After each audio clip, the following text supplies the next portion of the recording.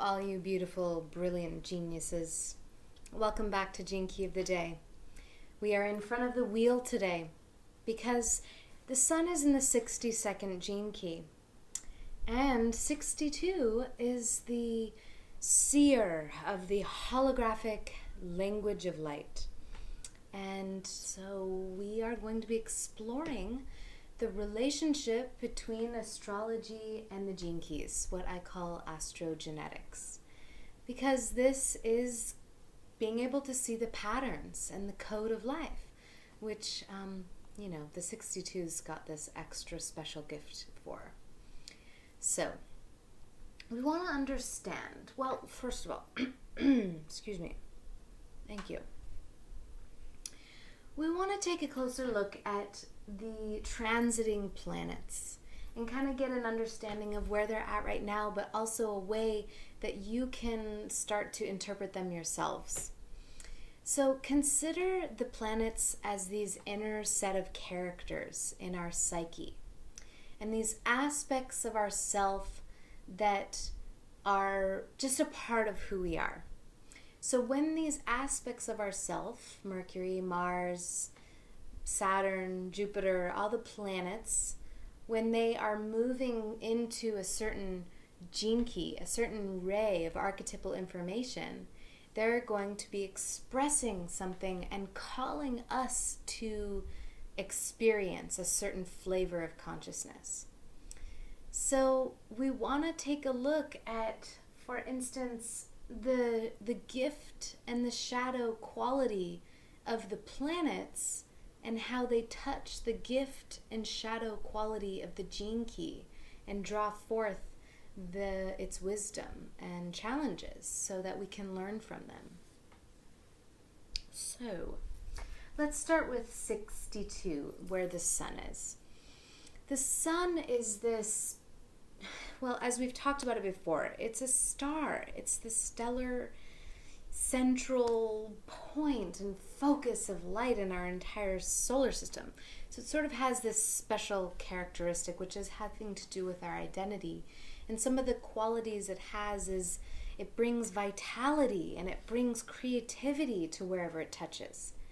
So the gift of vitality, bringing vitality to the gift of precision.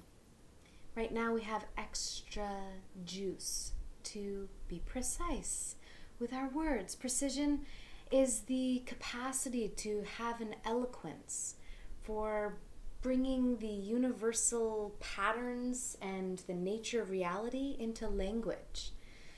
Maybe other times we don't have that so clearly. Maybe you have 62 in your sequence and you feel strongly that this is a part of your medicine. So that's awesome. So consider for yourself, how has this being able to use language to transcend language, to really open people's hearts and to discern what is true and not true, how have these been maybe a little bit extra illuminated for you? Now the shadow of the sun it can be a little bit arrogant or egotistical. So now we want to ask, how have I been maybe a little bit arrogant with my intellect this week and using my dualistic brain who loves to find knowledge and facts and use them as kind of turnkeys of manipulation, perhaps. And so, maybe you've seen some place in you that has been egoically going about using your intellect. We have to be able to see the shadows as well. I want to point out that the moon here, I left it on the chart here because a couple days ago we had a new moon in 62. And this is special because it's this, of course, again, new moon when the moon and the sun are conjunct. It's this time when this inner and outer forces, these two inner and outer forces come and kind of dock up with each other. And they're holding counsel together for what is this new cycle that I'm going into. So take a deeper look into 62 and consider how are these qualities going to be feeding into my next adventure around the sun in this next lunar cycle. As well, how were my intentions that I made on the new moon kind of aligned synchronistically with the 62? So, like Mercury, okay, let's continue with this theme. Mercury is this communicator. It's this capacity in ourselves to perceive life. So right now it's in 53. It's a fast-moving planet. It goes through keys about every 2 or 3 days, sometimes 4. So the 53, expansion at the gift. So how are we right now having expansive perception of reality? How maybe we're communicating and having these expansive conversations with people or expansive insights. But at the shadow, consider, how have I been communicating immaturely? And you can look at the repressive and reactive natures of the keys as for another lens on how to perceive these characters or planets coming through. So have I been communicating with this solemn kind of attitude, which is the repressive nature of immaturity? Or have I been communicating in a fickle way? That's the reactive. So that might help you take another lens. So Mercury, all about communication. So I want to touch on Venus and Jupiter will be the last 2 planets. And there's something really special going on with Venus and Jupiter right now. They've been in a dance of close conjunction, and they were in exact conjunction at the end of June. And there's some themes that I've picked up on that I want to share with you.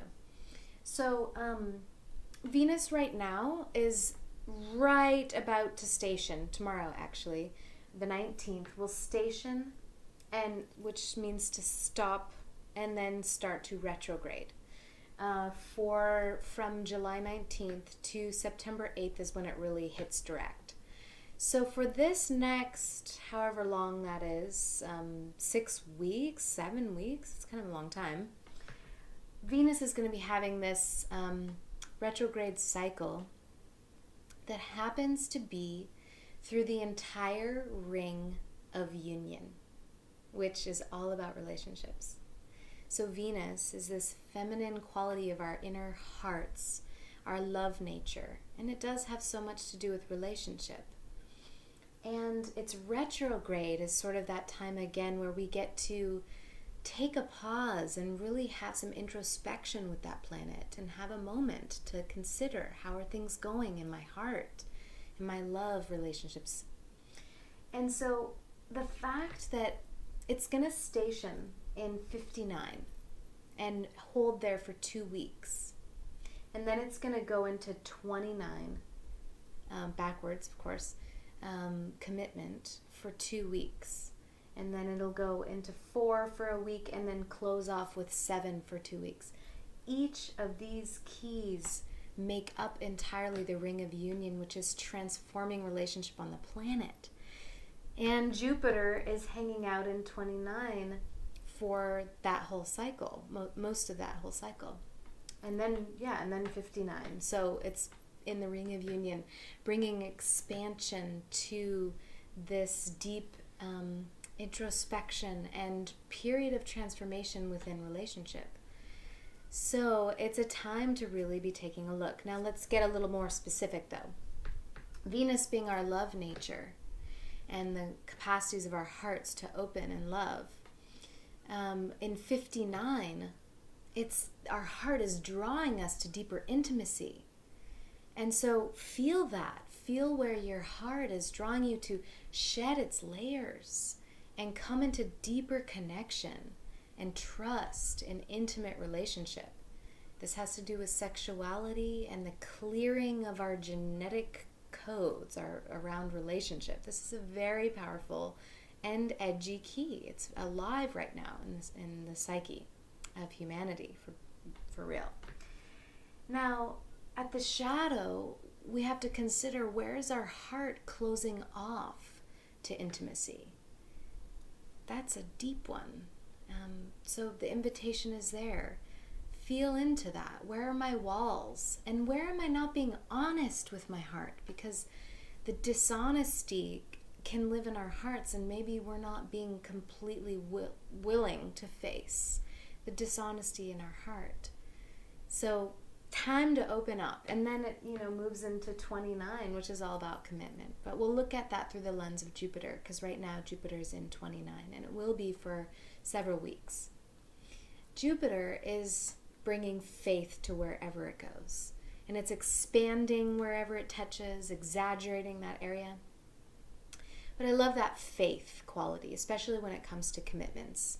So at that gift level, it's strengthening and expanding our commitments and our faith in our commitments. So that's a big one to explore. Maybe it's just the commitment to the moment, because that's what that key talks about. We can only ever be committed to the present moment. But maybe it is also having a deeper faith in your relationship and finding a deeper level of commitment in it, in the relationship that you might be in, or in the intimate relationships in your community. And we have to watch out how at the shadow, Jupiter will sometimes be a little too extreme, and it kind of might push things a little too far and exaggerate it too much. So with half-heartedness at the shadow, the repressive reactive are the under-committing and the over-committing.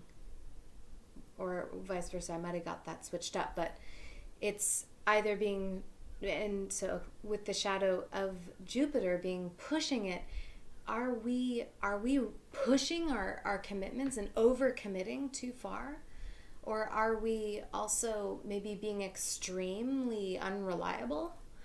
These are kind of ways that you can look at that.